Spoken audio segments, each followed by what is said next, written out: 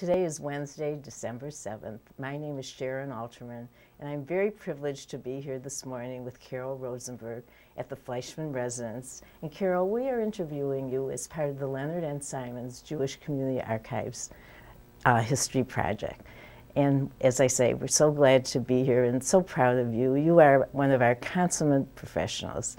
And we're going to talk this morning about your personal life, your background, and what brought you to be a professional within the Jewish community and specifically to deal with the elderly in the geriatric realm. So let's start off by talking about where you were born.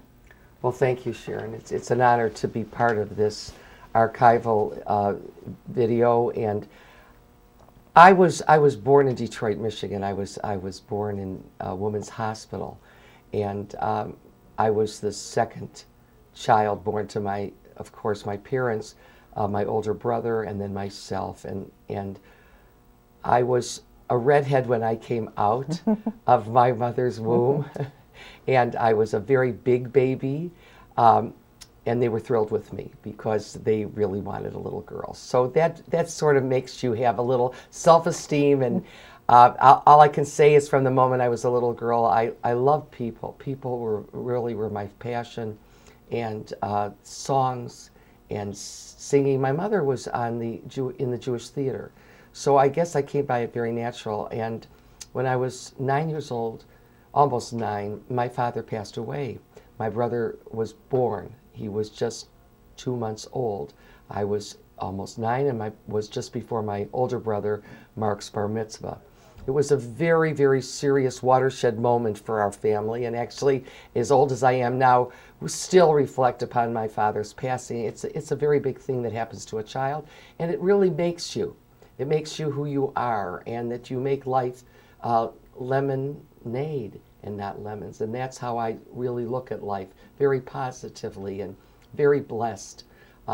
So I knew my grandmother came to live with us, and she was a kosher caterer in this city, in Detroit. And she catered in her home and for people who were Orthodox and kept kosher in their homes, because there were no restaurants or places where you could really have a home-cooked meal. And I also remember canners and rabbis coming to her home, eating potato latkes, having her kugel, having her gefilte fish, and food was a very big thing in our life. And I also pride myself in the food for the older adults and how they eat, and the nutrition they eat with the kosher style. So as my mother became the father, and I became the mother in the family taking care of my little brother, my grandmother came to live with us. And so that cooking, and the Jewish songs, and speaking Yiddish to me. She never spoke English to me, and I understood everything. That if you have a great relationship with your grandparent, I think that you really want to take care of older adults. Plus the fact that I never was able to take care of my father, so I loved older adults always. I had wonderful aunts. I had wonderful uncles, a very large family.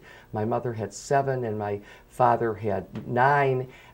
Brothers and sisters with their mates, and many, many cousins. So mishpacha was a very big deal to me. Celebrations, simchas.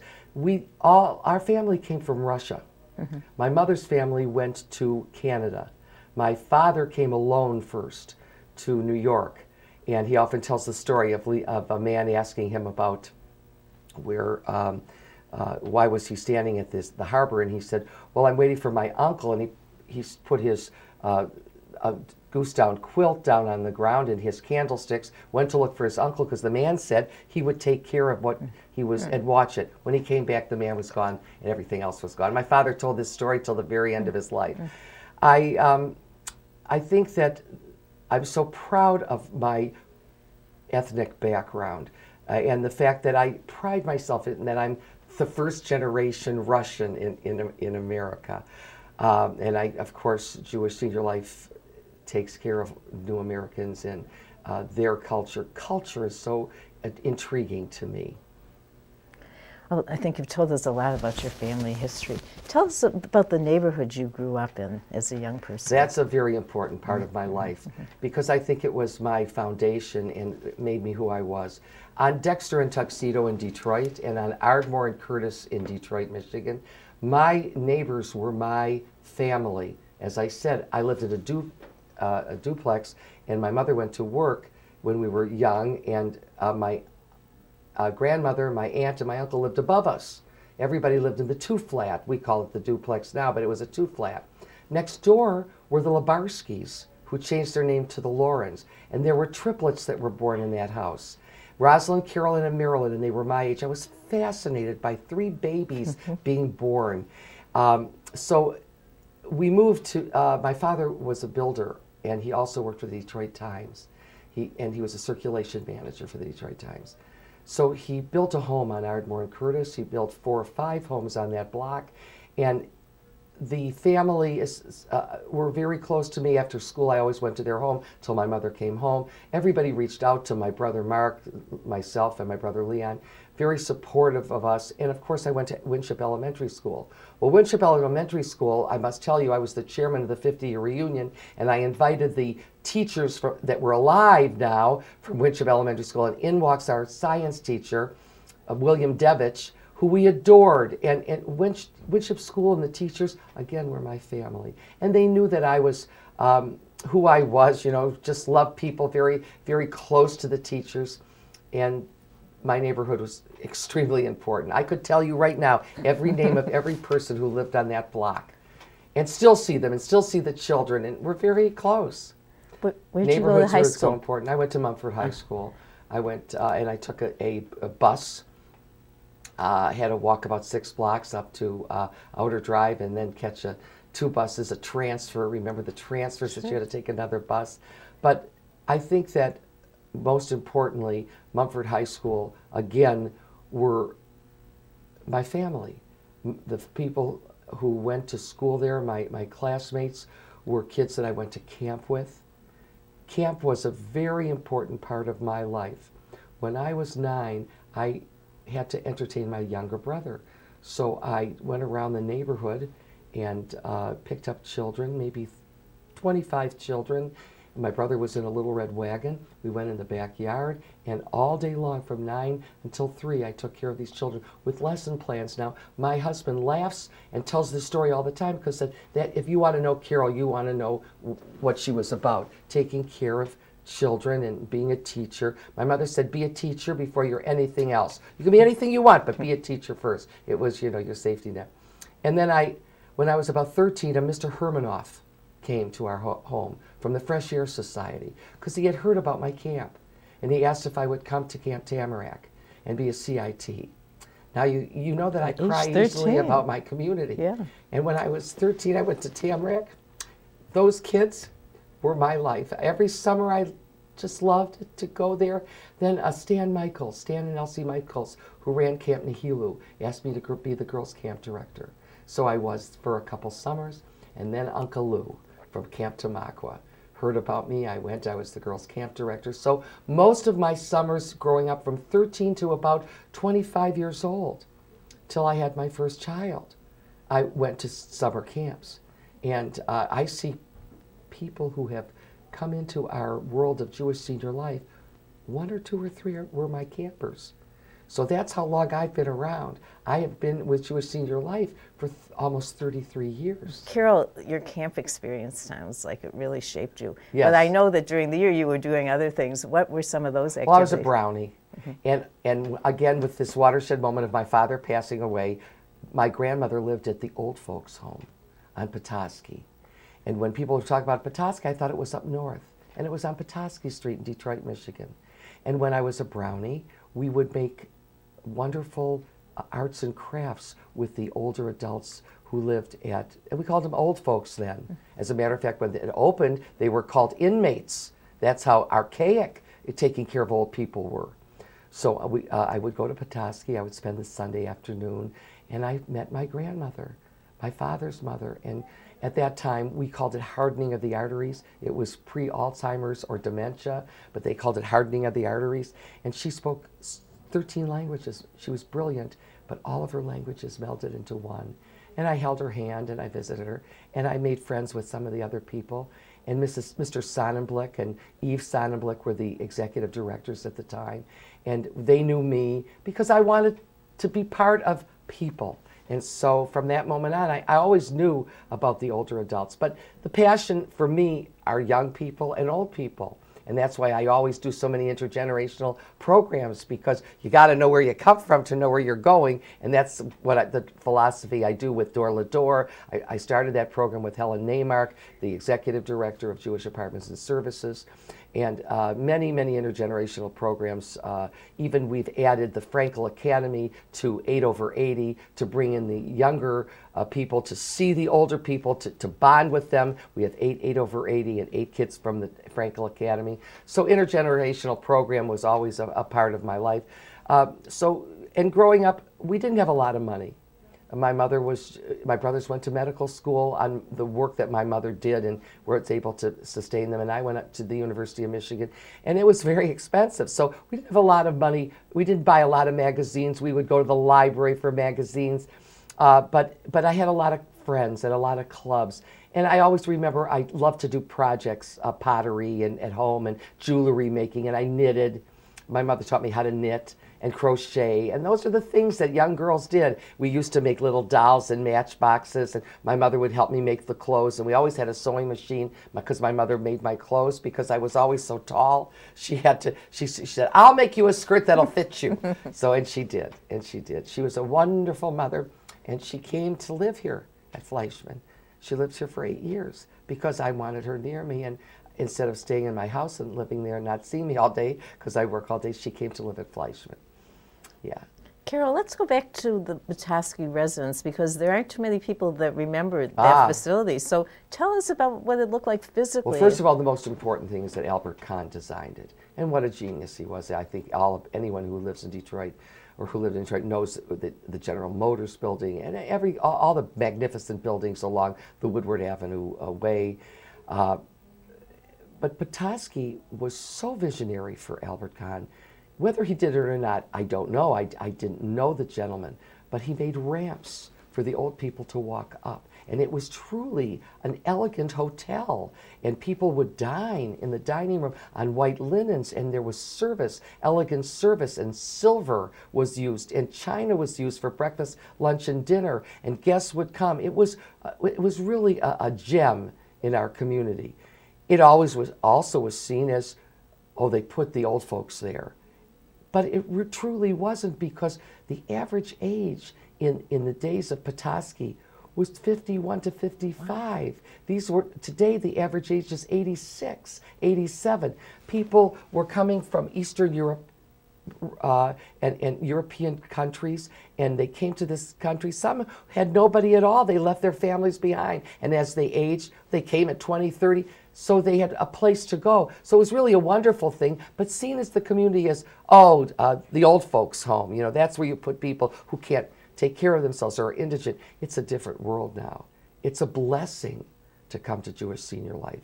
We're so lucky our community offers. And, we service there are 2 campuses, the Eugene and Marcia Applebaum campus and the Taubman campus on 10 Mile and Greenfield. The Applebaum campus is out in West Bloomfield.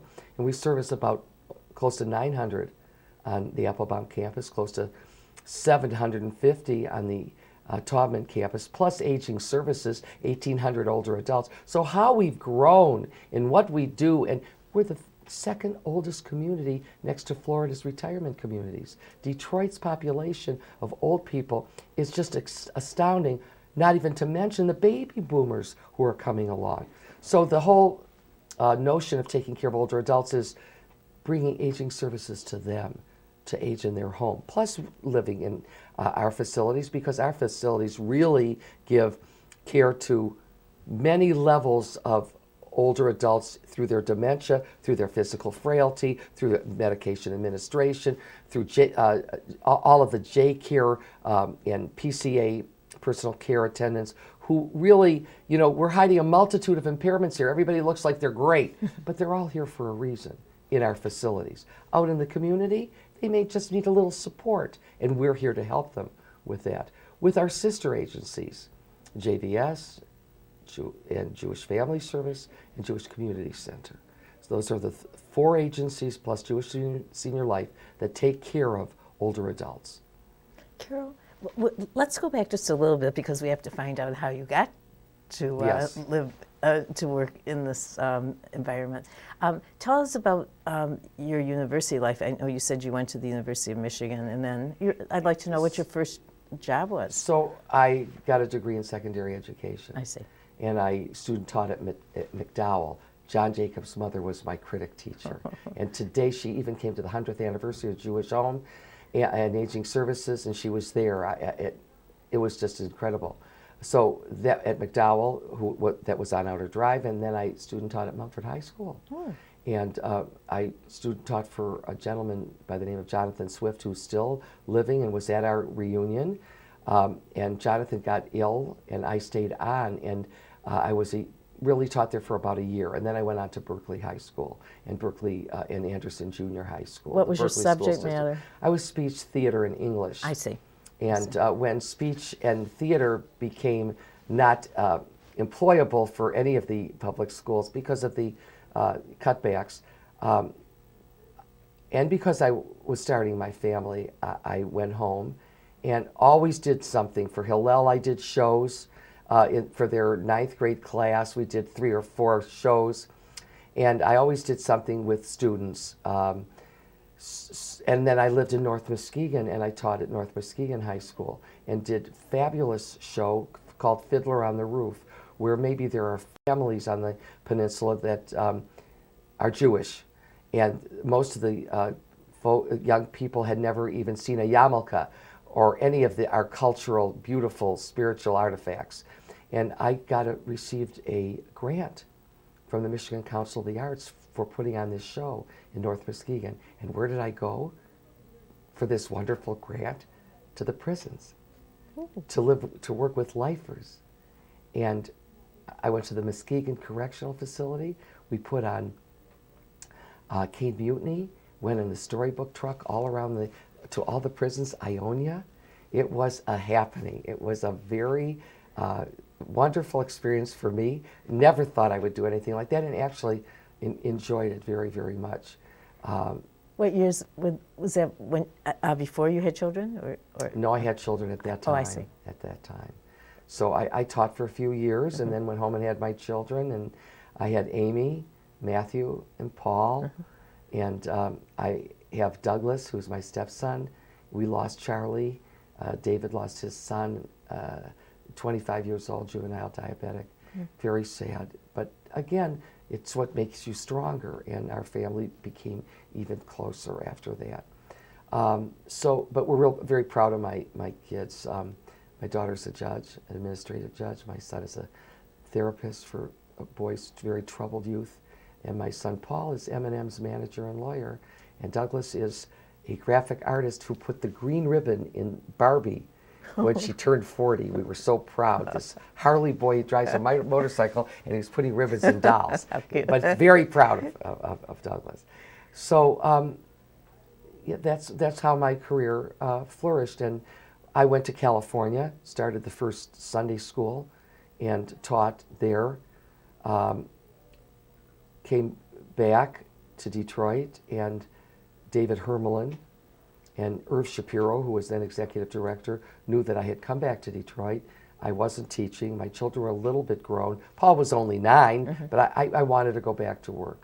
And they said, why don't you come to Borman Hall and be a program director in a nursing home? And I walked into the nursing home, and I'd never been in really one for a long time. Chuck Wolf was the executive director at the time. He was in the hospital. He had had a massive heart attack. Sylvia Serwin, the associate director, and Cindy Schwartz hired me. I came in at $9,000 a year. From 9 to 5. What did you do? I was the program director for Borman, and I had oversight over the calendar at Prentice Manor. And I did it like a school.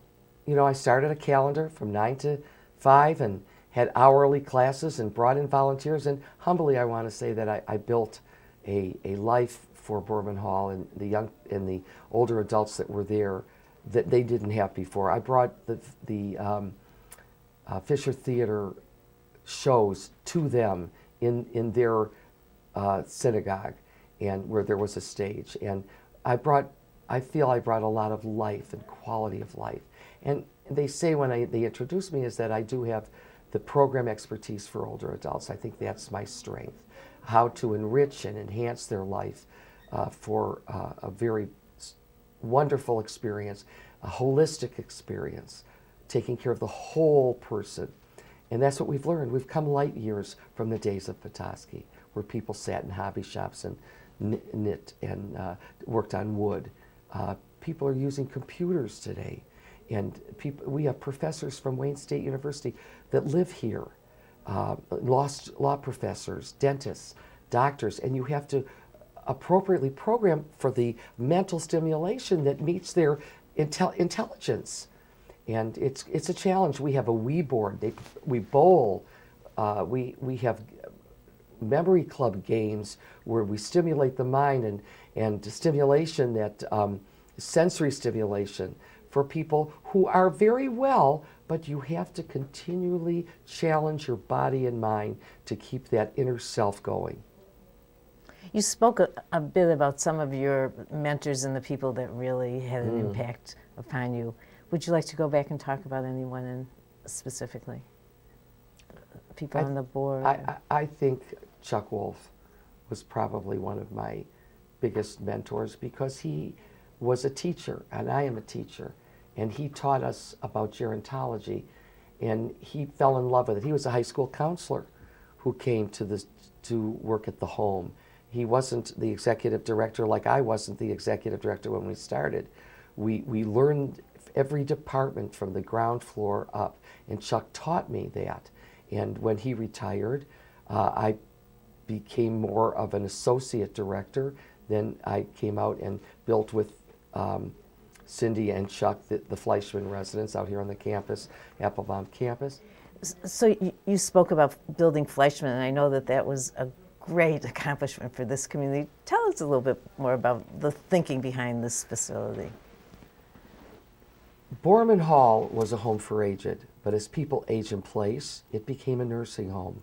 And what were we going to do with the people who were applying who were well elderly, well with quotations around them? They needed some type of oversight, but they were certainly more well than the people who were at Borman Hall at the time. It was really a card-carrying skilled nursing home. But and the state developed that. They took basic care and translated it into assistance with living, assisted living. And so the vision always was to come out to this campus at Applebaum, where I am now, and to build a home for aged. So we would have a nursing home, and we would have a home for aged, so it would be continuum of care, while the apartments, Jewish apartments, had their congregate living on this campus. It was the first time that two agencies came together and shared a common wall. And that was also very visionary. But we didn't know how to develop it until today as a continuum of care, that it was always the apartments, it was always the home. But now it's one. The apartments and the home have come together. Fleischmann is one of the many residents now of Jewish Senior Life. It's a home for aged, a licensed home for aged that state surveyed, where people are taken care of body, mind, and spirit. Where the people who live on this campus at Heckman 1, Heckman 2, and Muir are, well, actually Muir has the oldest population, but they're more, if you would, spry. They're more agile. Some people still drive at Muir and Heckman as well. There's no one that drives at Fleischmann residence, just to show you that continuum of care. But so Jewish Senior Life has really taken this to another step. Right, and on the campus on 10 Mile and Greenfield, where we have the Title apartments, Prentice 1 and 2, and the Coville apartments. And I want to just state, too, I want to share that all of these Coville apartments, Fleischmann, Heckman, Muir, these are wonderful philanthropists who have given many, many dollars because they believe in old people. You know, old people are not sexy. It's old, frail, wrinkled. And for people to want to put their dollars to support older adults and build residences and fund aging services, this to me is the Detroit Jewish community. I do want to say something about the Fleischmann residence. It truly is a diamond. It was designed by an environmental psychologist by the name of Lorraine Hyatt, who taught us that old people see yellow and green as blue.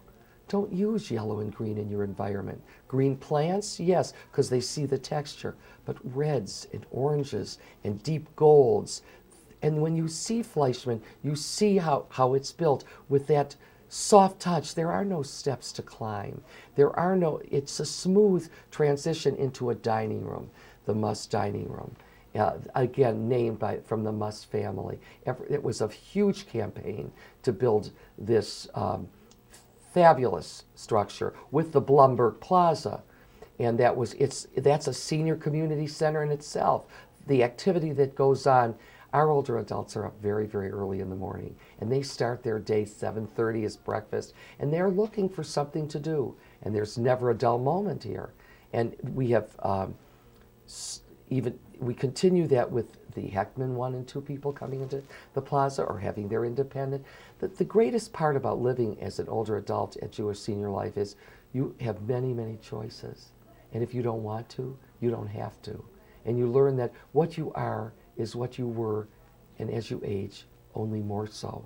So if you were an avid reader, you really want books around you. You don't want a lot of people. If you were a Maj player, you play Maj and are looking always for a fourth, or gin rummy, or bridge. Our people are very high-end now, and it's a challenge to stimulate them. The new Bourbon Theater that has opened on this campus is just intriguing to our people. They love to go to it, and they feel like they really are going down to the Fisher Theater in Detroit.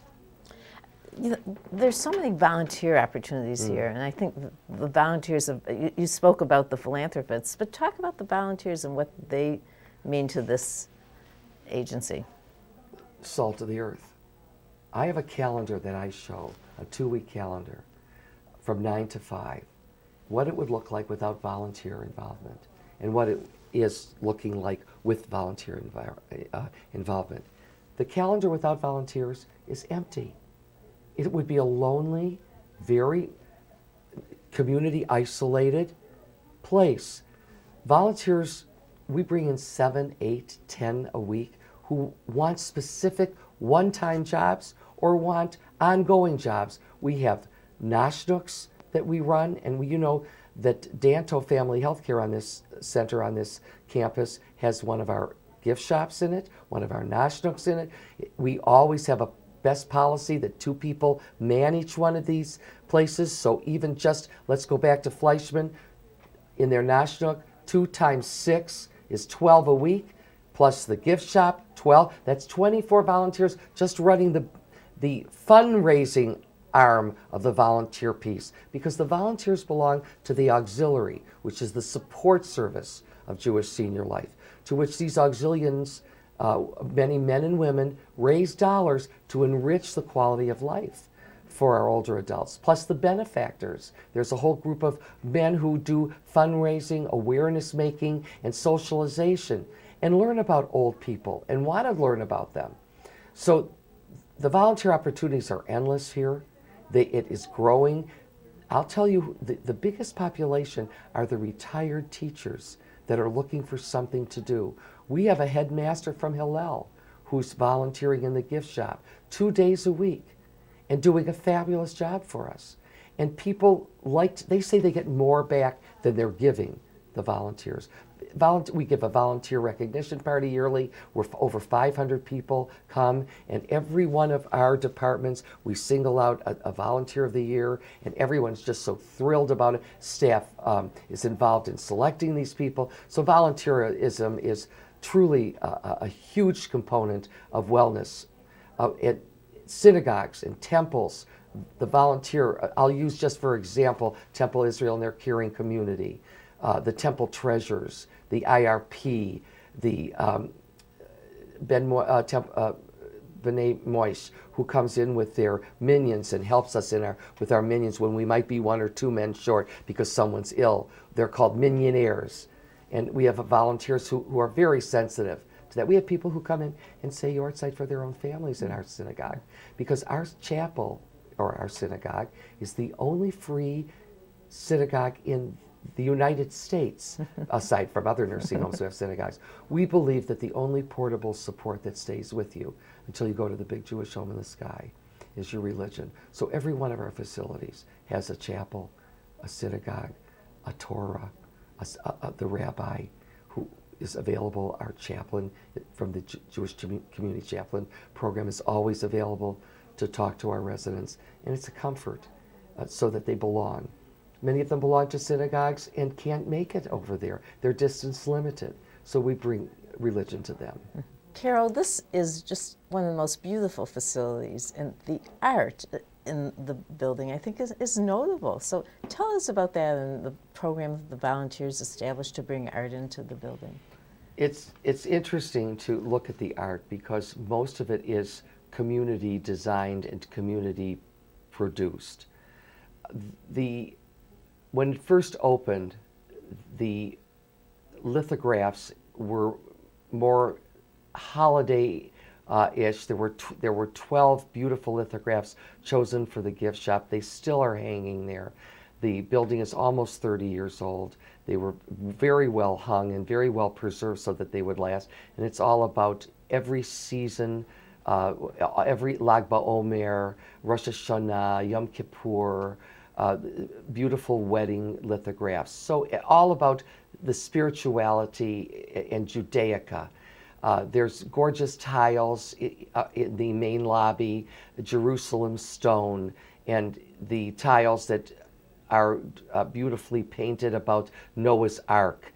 And this wonderful campaign that we did when we renovated Fleischmann, because we had to update all of the handicap area equipped materials and do a design for dignity. We had a capital campaign, and we designed a Israeli street, and all of the donors in their different abilities to give a gift were depicted by Deborah Hecht, and it is the most gorgeous piece of sculpture, art, mosaic. You could say so many things about it. Gail Kaplan also has brought her magnificent mosaics to us. We have a gorgeous piece at the front desk that says, "In front of an elderly person, one must stand," with all of the, again, artifacts, the Kiddush cup, the challah, the candlesticks in mosaic there. And many people will come and call us and say, "I have Judaic art, I'd like to give it to you." Of course, some is great and some is not so great. So we had a fundraiser, if you will, but a fundraiser. Notice the D is gone. And we had the community send in art that they thought we would use. Hannah Moss, a volunteer lay leader, was the chairman, and we just picked gorgeous art for the walls of the hallways. We had never had art in the hallways. And if you go into the Fleischmann residence, where our residents live, and every 2 feet there's another magnificent drawing. Susie Citron gave us a painting that's on the 2nd floor that is so magnificent. It's a person, a real full-figured older lady that she painted, and we just pride ourselves in that picture. Love that picture. And so the art is very, very unique. Plus, the art that's here at the Tree of Life for donor opportunities to take a leaf and put your loved one's name that may have departed or in honor of someone.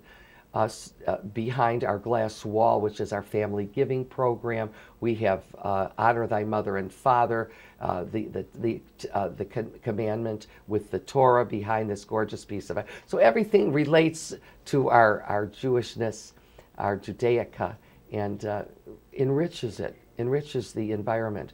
Our folks are very comfortable and talk about it. In our dining room, we have pictures of old Detroit, because most of our people went to Northern High School, Central High School, and you know that as you age, your long-term memory lasts longer than your short-term. Some of our folks couldn't tell you what they had for lunch today, but ask them who stood up at their wedding some 60 years ago, and they would name everyone. It's a real interesting phenomena. our minds. What about the program that provides a wish, answers a wish for an individual? The Dreamweavers? Yeah. The Dreamweavers is a relatively new program. It was based on an Atlanta Jewish home wish. We saw this program and thought it would be great for us. It is a dream maker, is a dream seeker who meets old people in all of our facilities and sits in the lobby and talks to them and finds interesting people that say, like one of our ladies said, we just granted a wish. I wish I could see who's still living in Detroit, of my girlfriends from my club. And they had a luncheon for 4 of the 7 people she was searching for, and they had it at the Townsend Hotel. And a dream maker is someone who provides the funds to make this luncheon happen. And the dream seeker comes and brings this woman and her 4 people. A small wish, but a wish that this woman who just wore plain, ordinary clothes now dresses in her finest, with her hose and her heels every day, because her self-esteem was so enriched by the experience of going out to lunch with her high school girlfriends. That's just one wish that we've given. Are you still involved with the programmatic part as much as you were, or what are your responsibilities now? For the creative thinking of programs and implementing them, I am, but there are staff that really carry it out and lay leaders that do, but I oversee it. I am still the jack of all trades and probably try to be the master of all of it, but Jewish Senior Life's Board of Directors sees me now as a senior member of Jewish Senior Life, moving over to the foundation, Jewish Senior Life Foundation, raising dollars for many, many needs for the Jewish Senior Life's activities. The biggest one is acts of loving kindness.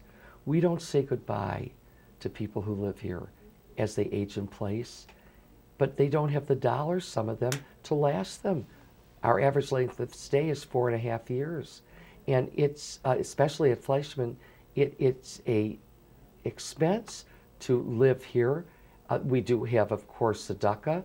That's the acts of loving kindness. And we also, as you spend down, we provide acts of loving kindness. So dollars are very important for this program to sustain the people, because otherwise, where would they go? Where would they be? Where would they live? So my very big blush is raising dollars for acts of loving kindness, for subsidies for people. Because when you look at the 10-mile campus, on 10 Mile and Greenfield, and you look at the Title building, where many new Americans live, there's no Social Security coming in. Our community is sustaining these people with beautiful, beautiful apartments and activities. They're poor people. And certainly the government assists us. Goodness knows what we would not do with everybody's involvement. You know, when Hillary Clinton said it takes a village, it's no joke. It takes everyone to sustain one organization. What are your fundraising goals for this year? We, to raise as much money as we can. That's probably it. I mean, to say 8 over 80, we do have a projection. We'd like to succeed $150,000 last year. We brought in 100 the year before, between 45 and 60. People love the program and want to support it, and all of those dollars goes to subsidies, food helping, subsidies that help our older adults, designated for those purposes. I know you're involved in many national initiatives too, and we have to say that you are locally a Borman Award winner, which means is a pride and joy of any professional when you get a Borman Award. It truly is. You are a Borman Award winner too, and it's a club in its own self. And yes, I am. So there are Jewish homes, Jewish services for older adults in most of our cities in the United States, and Montreal and Toronto and Canada, in North America. And there is a group of Jewish communal workers, executives, who they're called AJAS, the Association for Jewish Homes and Services to the Aging. They are a very elite group who come together once a year in a conference. They have a board of directors. I sit and have sat on that board. It is seen as a prestigious thing to do because each city brings their expertise to the table and talks about best practices and successful programs and what are you doing in Pace and what are you doing in Newark. But when Margot Parr came to help us as Borman Hall closed its doors and Fleischmann became our satellite facility when we were Jewish Home and Aging Services, Margot developed with me and Linda Blumberg from the Federation Aging Services, the guardianship program, the chaplaincy program, the Holocaust programs for survivors and families, the Brown Adult Daycare program, transportation services. And Margot taught me a lot, and we talked, as she was not a Jewish woman, about everything she wanted to know about being Jewish, but didn't know where to ask. And we wrote a book called The Art of Jewish Caregiving with a resource guide. There was a donor, Barbara Frankel, who gave dollars so that it could be produced as a publication with 5-part video series. And this Art of Jewish Caregiving is something that I took on, brought it to the National, what to do about being kosher, what to do about an Orthodox person coming into a hospital. How does a non-Jewish care professional take care of a Jewish resident or patient? Everything you wanted to know. And it's an outstanding series. We're very, very proud of it. And that's what I took nationally. That's probably one of my monikers, if you will, my legacy to the National. So with the Art of Jewish Caregiving, all of our staff is trained in the Art of Jewish Caregiving. The frontline staff are the people that we could never live without. These are the people who give the direct care of the well-being. In all of our facilities, we have social workers.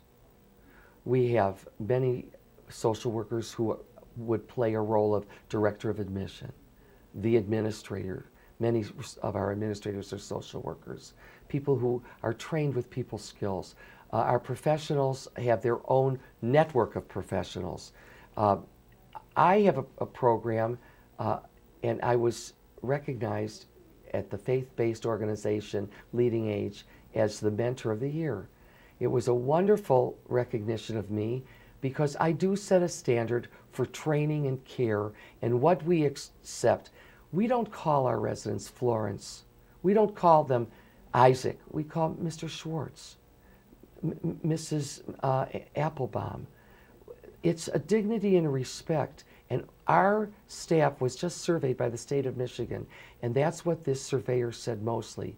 They had never seen such kindness and caring. You'd think that every one of our older adults was a grandparent of our front line, as well as our department heads, our program managers, and our executive team. It's set by, and now we have a new CEO. I was the executive director, moved over, and we have hired, now that we've merged the two agencies, Rochelle Upfall. It all stems from the top. Her standard is my standard is her standard, and our administrators take on that standard, and that's what is played all the way through.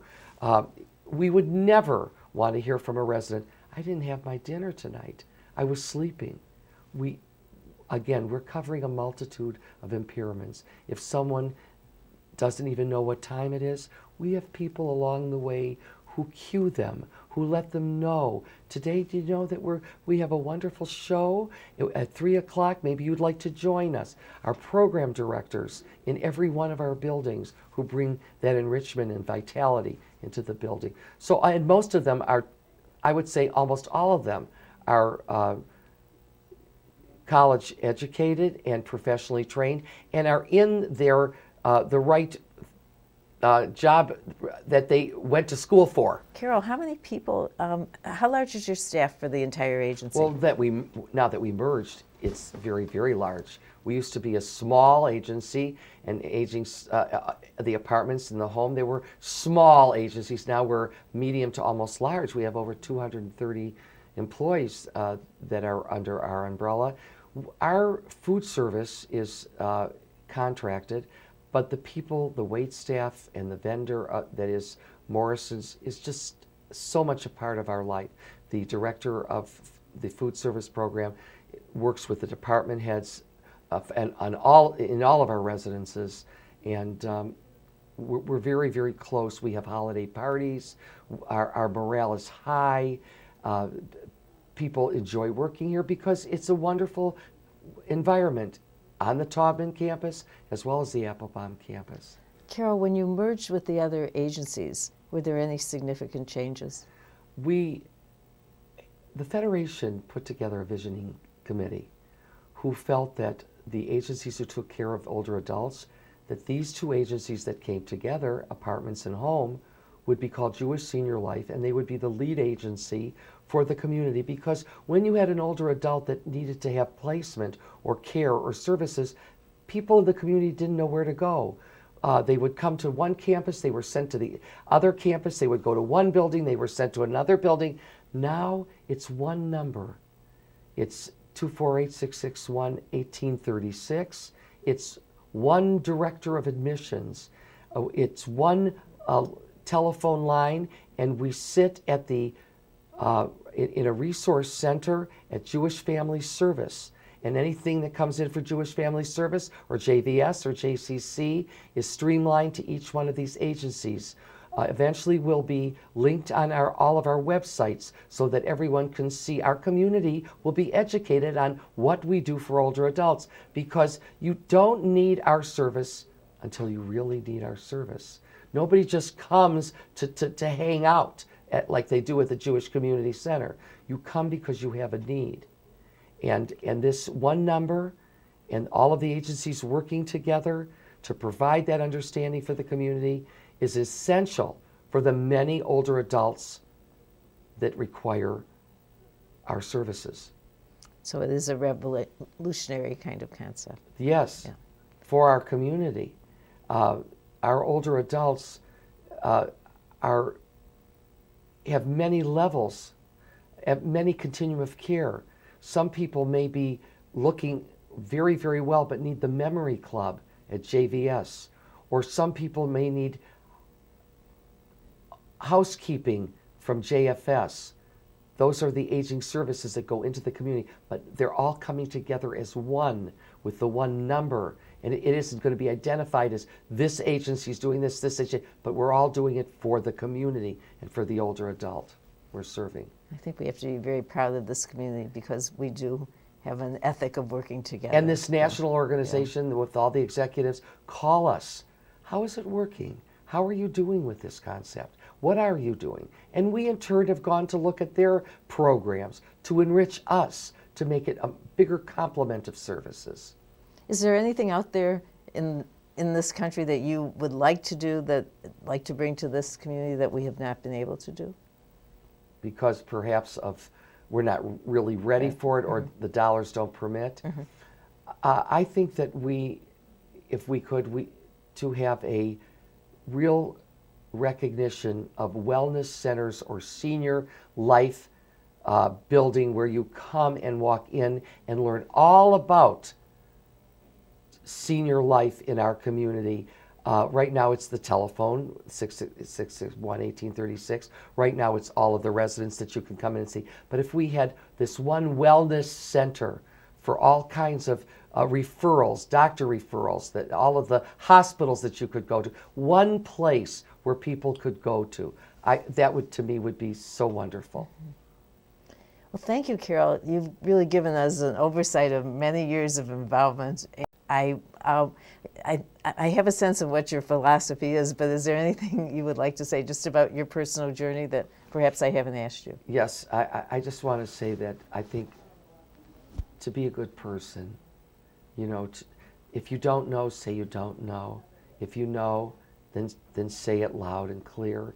I think in this archival video, Sharon, I would like to be remembered as being a visionary, and I would like to be remembered as seeing the two agencies coming together. I was very strongly involved and recommended it to our board members, and the apartments were willing and able to see that vision and come with us and us with them.